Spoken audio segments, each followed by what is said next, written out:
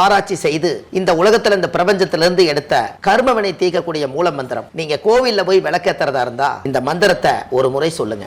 முற்பிறவியில செய்த பாவங்கள் எப்பிறவிக்கும் தொடராமல் இருக்க இப்பிறவியிலேயே என் தந்தை வழியில் வந்த கர்மாவனை, என் தாய் வழியில் வந்த கர்மாவனைகள், என் தாயுடைய கர்ப்பத்திலிருந்து நான் இந்த பூமிக்கு கொண்டு வந்த கர்மாவனைகளும் இன்றோடு நிவர்த்தியாகட்டுன்னு 5 தீபம் விளக்கேத்தி சாமிக்கு தேங்காய் வளம் பூ மாலை கல்கண்டு வாங்கி அர்ச்சனை பண்ணி உங்க ஜாதகத்தை கொண்டு போய் சாமி பாதத்துல வச்சு இன்னையோட எனக்கு எல்லாம் நல்லது நடக்கும்னு மனசார கும்பிட்டு வாங்க. வாழ்க்கையில அசுர வளர்ச்சிக்கு வந்து. அனைவருக்கும் வணக்கம்.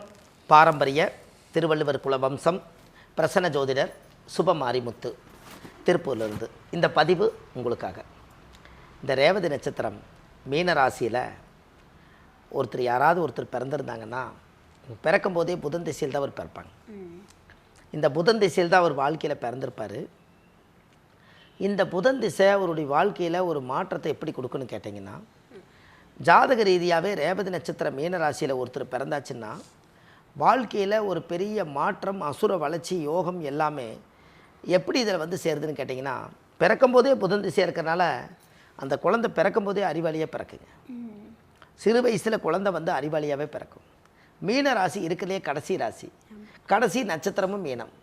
அதனால தான் இந்த மீன ராசியில் யாராவது பிறந்தாங்கன்னா சின்ன வயசில் கஷ்டப்பட்டு வளர்ந்து படிப்பு காலமெல்லாம் முடிஞ்சு இவங்களுக்கு புதன் திசையில் பிறந்து கேது முடிஞ்சு சுக்கிரன் திசை இவங்களுக்கு கரெக்டான வயசில் வருங்க. புதன் திசை 17 வருஷம்னா இந்த புதன் திசை 17 வருஷங்கும் போது 8 8 16 8 வருஷம் 6 மாதங்கும் போது புதன் திசை இவங்களுக்கு தாயுடைய கர்ப்பத்தில் சென்றது போக நின்றது இருப்பு. இந்த புதன் திசை முடிஞ்சு இந்த 8.5 வருஷத்துக்கு அப்புறம் கேது ஒரு 7 வருஷம், 8 7 15. இந்த 15 வருஷத்துக்கு முன்னாடி அதுக்கு அடுத்தது பார்த்தீங்கன்னா சுக்கிர திசை 20 வருஷம் யோகங்க. இந்த 20 வருஷ யோகம் எப்போ வருதுன்னா 15 ஒரு 20 ஒரு 35 வயசுக்குள்ளே இவருக்கு சுக்கிர திசை தான் கல்யாணம் பண்ணி வைக்குதுங்கன்னு பாருங்களேன். ரேவதி நட்சத்திரத்தில் பிறந்துக்கிறவங்களுக்கு சுக்கிர திசையில் கல்யாணம். இதெல்லாம் கேட்குற கொஞ்சம் அபூர்வமாக இருக்குது பாருங்களேன். ஒரு நட்சத்திரத்தை சொன்னால் உங்களுக்கு எந்த வயசில் கல்யாணங்கிறது தெரியுது பாருங்க, எந்த திசையில் கல்யாணம் நடக்குதுன்னு வருதா இல்லைங்களா. இதெல்லாம் நம்ம ஜாதகத்துக்குள்ளேயே ஒளிஞ்சிருக்கக்கூடிய ரகசியம். அப்போ இவங்களுக்கு கல்யாணம் வந்து சுக்கிர திசையில் தான் கல்யாணம். அப்போது 35 வயசுங்கும் போது இவர் கல்யாண வாழ்க்கையில் கல்யாணம் ஆயிடுது. 35 வயசுக்கு மேலே ஆண் குழந்தை பெண் குழந்தை பெற்றெடுக்கிறாங்க. அதுக்கு பள்ளிக்கூடம் போகிறக்கு உண்டான வழிகளை செய்கிறாங்க, பொருளாதாரத்தை வளர்ச்சி செய்கிறாங்க. இது எல்லாம் செய்ததுக்கப்புறமும் இந்த கேது சுக்கிர திசைக்கு அடுத்தது 35 வயசுக்கு மேலே சூரியன் திசை 6 வருஷங்க. இந்த 6 வருஷங்கும் போது 35 ஒரு 6 41 வயசு. 41 வயசுங்கும் போது அவங்களுக்கு ஒரு கரெக்டான காலம், சம்பாரித்து குழந்தைகளை காப்பாற்றுற காலம். அப்போது இந்த சுக்கிர திசை முடிஞ்சு சூரியன் திசை கரெக்டாக பாருங்கள். 35 சூரியன் ஒரு 6 41, சந்திரன் ஒரு 10 51, செவ்வாய் ஒரு 7 வருஷம், அப்போ 57. ராகு ஒரு 18 வருஷத்தில் ரிட்டையர்டுங்க. ராகு திசை வரும்போது இவர் ரிட்டையர்ட் ஆயிடுவார். அப்போ இந்த ரேவதி நட்சத்திரத்தில் ஒருத்தர் பிறந்திருந்தாங்கன்னா எவ்வளவு கஷ்டமாக இருந்தாலும் 30 வயசுக்குள்ளே கஷ்டப்படுவாங்க. இந்த 30 வயசுக்கு மேலே சுக்கிர திசை வந்ததுக்கப்புறம் அவங்களுக்கு யோகா ஆட்டோமேட்டிக்காக வேலை செய்யும். இது ஜாதகத்தில் உள்ளே போய் பார்த்தோம்னா ஒரு கிரகம் எந்த நட்சத்திர சாரத்தில் இருந்து இந்த சுக்கிரன் இவருக்கு நல்லது பண்ணுறாரா கெட்டது பண்ணுறாராங்கிறது பொதுவான ஒரு விளக்கத்தை எடுத்துக்காமல் அவருக்கு சின்ன வயசுலேயே 35 வயசுக்குள்ளே அவருக்கு சுக்கிர திசையில் அந்த குடும்பத்துக்கு பெருமைங்க. அந்த குடும்பம் எவ்வளோ வறுமையில் இருக்குதோ அந்த வறுமையாக இருக்கிறவங்களுக்கு இந்த ஜாதகம் நல்லா சப்போர்ட் பண்ணும். அப்போ பின்னாடியே இடம் தடம் வீடு வாசல் சொத்து சுகம் எல்லாமே தேடி மக்களோட மக்களாக வாழ்ந்து அந்த குடும்பத்துக்கு தேவையான அனைத்து யோகத்தையும் அதை ஏற்படுத்தி கொடுக்கும். அப்போ ஜாதகத்தில் பாருங்கள் 21 தலைமுறையிலிருந்து அந்த வம்சாவளியிலிருந்து வந்த கர்ம வினைகள் எல்லாமே கம்ப்ளீட்டாக நீக்கிறக்காகத்தான் ரேவதி நட்சத்திரத்தில் பிறப்பாங்க.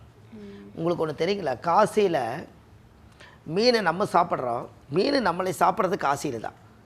எப்படின்னு கேட்டிங்கன்னா ஜல சமாதின்னு சொல்லுவாங்க. அதனால தான் 2 மீன்கள் வாழ்கிற மாதிரி இருக்குங்க. இந்த மீன் வந்து இப்படி வாழ்கிற மாதிரி இருக்கும். எப்போவுமே மீன ராசியில் பிறந்துக்கிறவங்க வீட்டில் மீன் வளர்த்துனாங்கன்னா இன்னொரு ஜீவனுக்கு உணவு கொடுத்தா அவங்க யோகம் நல்லா வேலை செய்யுமா. இன்றைக்கி எல்லாருமே மீன் வளர்த்துறாங்க, நம்ம மீன் வளர்த்தோம் மலங்க. மீன ராசியில் யாராவது பிறந்தா நீங்கள் ஏதாவது ஒரு கோயில் கேட்டால் மீன ராசின்னு சொல்கிறீங்க. சரி, மீனுக்கு ஒரு தெப்ப குளம் இருக்கும் இல்லைங்களா, நம்ம மீன் வளர்த்தாட்டியும் கூட கோவிலில் இருக்கக்கூடிய தெப்ப குளத்தில் மீன்கள் இருக்கும். அதுக்கு ஒரு 10 50 ரூபாய்க்கு ஒரு பொரிய வாங்கி கொண்டு போய் அந்த மீனுக்கு போட்டிங்கன்னா ஒரு நேரம் டிஃபன் அதுகளுக்கு கொடுத்தீங்கன்னா அந்த மீன் வாழ்த்துனா அந்த மச்சம்ன்ற சொல்லுவாங்க மீனை, அந்த மச்ச அவதாரம்பாங்க மீனை.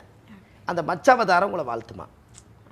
அதனால தான் மீன் வந்து மீன் தின்னா கண்ணுக்கு நல்லதுன்னு சொன்னாங்க. அந்த காலத்தில் மீன் சாப்பிட்டா கண்ணுக்கு நல்லதுன்னாங்க. இது எப்படி சொன்னாங்க? இதை வச்சுங்க, மீன் குஞ்சு பொரிக்கிறத பார்த்துருக்கீங்களா? மீன் எப்படி குஞ்சு பொரிக்குன்னு கேட்டிங்கன்னா, மீனோட முட்டையெல்லாம் உடம்புல வச்சு தண்ணியில் போய் மேலே கொண்டு போய் மேலே முட்டை விட்டுட்டு தண்ணிக்குள்ளே ஆழமாக போய் ரிட்டன் அப்படியே எகென்ஸாக திரும்பி இந்த மீனுடைய அந்த கண்கள் வந்து அந்த முட்டையை பார்க்க பார்க்க மீன் பொரிஞ்சிருங்க. அந்த பார்வையிலேயே அந்த குஞ்சு பொரிச்சிருங்க முட்டைக்கு. அப்போ அதனால தான் மீனோட கண் பார்வை ரொம்ப ஸ்ட்ராங்காக இருக்கனால தான் மீன் தின்னா கண்ணுக்கு நல்லதுன்னு சொன்னாங்க.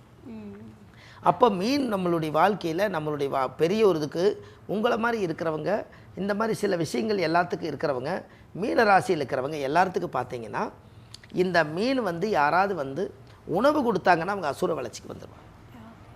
அப்போது ஜாதகத்தில் பாருங்கள், அவங்க பிறக்கும்போது மீன ராசியில் பிறந்து குருவோட வீட்டில் பிறந்ததுனால வாழ்க்கையில் என்றைக்காவது ஒரு நாள் இவங்க சொன்னால் 10 பேர் கேட்பாங்க.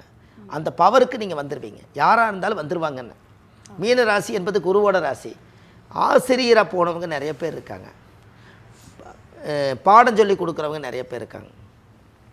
ரெண்டாவது அதைய எடுத்து ஒருத்தருக்கு புத்தி சொல்கிறதுல இதாக இருக்கிறாங்க, கவுன்சிலிங் இருக்கிறவங்க நிறைய பேர் இருக்காங்க. இந்த ரேவதி நட்சத்திரம் மீன ராசியில் பிறந்துக்கிறவங்க ஆடிட்டிங் படிக்கிறது ஒரு பெரிய சிறப்பு. எழுத்து பத்திரம் டாக்குமெண்ட் எல்லாம் எழுதுகிறவங்க எல்லாமே புதனோட கண்ட்ரோலு. இது எல்லாமே பாருங்கள் மக்களாக பார்த்தீங்கன்னா வாழ்ந்ததில் இந்த ஒரு அர்த்தத்தை அந்த ஜாதகத்தில் பலப்படுத்தி. அப்போ இதெல்லாமே அந்த மீன ராசி ரேவதி நட்சத்திரம் தான்.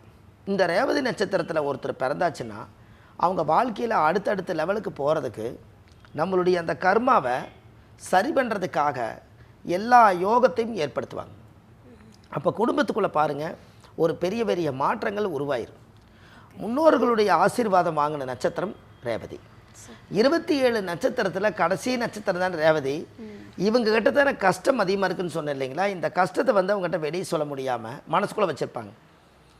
இவங்ககிட்ட ஒரு பெரிய விஷயம் என்னென்னா, அஸ்திவாரம் தான் புதனுடைய ரேவதி நட்சத்திரங்க.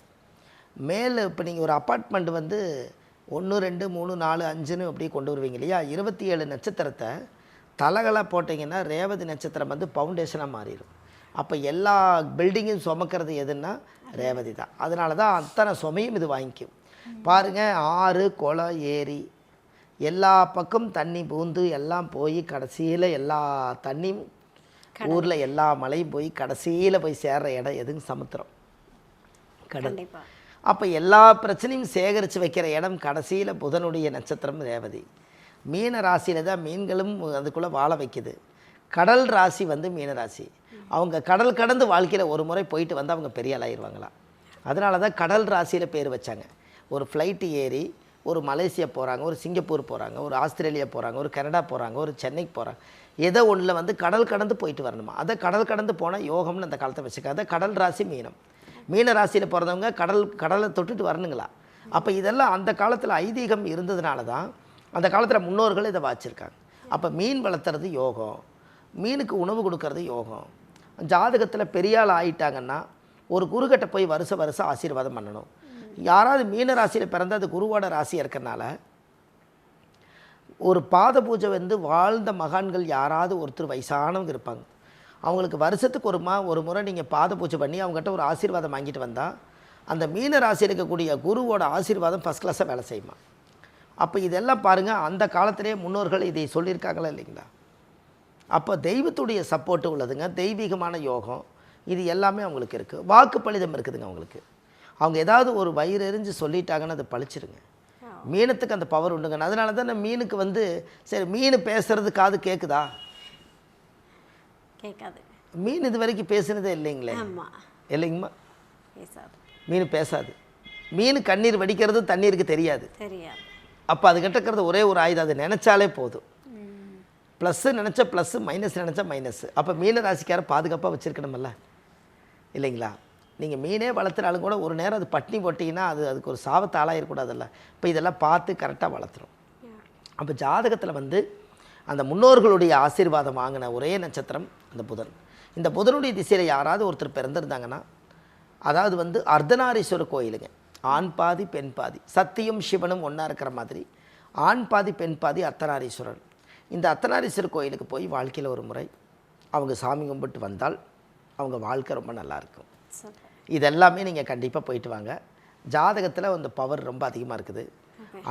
அடுத்தடுத்து நம்ம பெரிய லெவலில் போகிறதுக்கு அர்த்தநாரீஸ்வரர் கும்பிட்டு வாங்க. இந்த மீன ராசியில் ரேவதி நட்சத்திரத்தில் பிறந்துக்கிறவங்களோட கோயில் உங்களுக்கு கொடுக்குறேன். அந்த கோயிலுக்கு அவங்க போயிட்டு வந்தாங்கன்னா அந்த கோயில் போயிட்டு வந்ததுக்கப்புறம் வாழ்க்கையில் அசுர வளர்ச்சியாக இருப்பாங்க. சரிங்களா ஐயா? சரிங்க, சூப்பர் ஐயா. அதாவது வந்து எப்படி உங்களுக்கு வந்து சொல்கிறதுனே தெரியல. சரி, இது வரைக்கும் யாரும் சொல்லாத சரி எண்ணற்ற பல விஷயங்களை சரி வாழ்வியலோட ஒத்து போகிற அளவுக்கும், சாதாரண பாமர மக்களுக்கு வந்து திசைன்னு சொன்னால் நிறைய விஷயங்கள் இருக்குது, கிரகங்கள் அப்படின்னு சொல்லி பேசினா வந்து அவ்வளோ ஈஸியாக புரியாது. பட் நீங்கள் ஒவ்வொரு வயசையும் சொல்லி, ஒவ்வொரு திசையும் சொல்லி, ஒவ்வொரு கிரகங்களையும் சொல்லி புரியாத மக்களுக்கும் புரியக்கூடிய வகையில் 27 நட்சத்திரத்திற்கும் மிக மிக அழகாக தெளிவாக அருமையான ஒரு விளக்கத்தை கொடுத்துருக்கீங்க. கண்டிப்பாக உங்களுடைய இவ்வளவு அழகான ஒரு விளக்கம் அப்படின்றது மக்களுக்கு புரியக்கூடிய வகையில் இருந்திருக்கும் நான் நம்புகிறேன். சரிங்க, வரைக்கும் வீடியோ வந்து ரொம்ப தெளிவாக கொடுத்ததுக்கு ரொம்ப ரொம்ப நன்றி. ரொம்ப நன்றிங்கம்மா. வணக்கம்மா. அதாவது திருவாரூர் மாவட்டம் காரைக்குடி பக்கத்தில் கைலாசநாதர் கோயில் இருக்குதுங்க. ஓகே. அந்த கோவில் வந்து சுவாமிக்கு தேங்காய் பழம் பூ மாலை கல்கண்டு வாங்கி அர்ச்சனை பண்ணி அந்த கோவிலில் போய் சாமி கும்பிட்டு வந்தாச்சுன்னா அன்னையோட உங்கள் ஜாதகத்தில் ரேவதி நட்சத்திரத்தினுடைய தோஷ நிவர்த்தியாகி அன்னையிலிருந்து அவங்களுடைய வாழ்க்கை ஒரு நல்ல ஒரு வளர்ச்சிக்கு போகுங்க. இதுக்கு கண்டிப்பாக இந்த திருவாரூர் மாவட்டத்தில் காரைக்குடிங்கிற ஒரு பக்கத்தில் தான் கைலாசநாதர் இருக்குது.